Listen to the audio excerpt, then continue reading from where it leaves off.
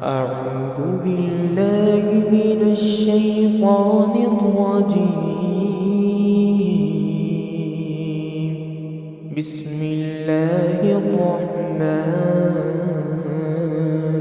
الرحيم.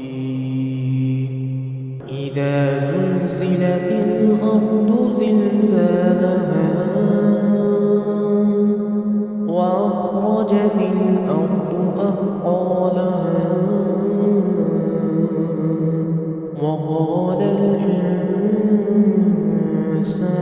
ما لها يومئذ تحدث أخبارها بأن ربك أوحى لها يومئذ يصدر الناس أشتاتا ليروا أعمالهم فمن يعمل مثقال ذرة خيرا يره ومن يعمل مثقال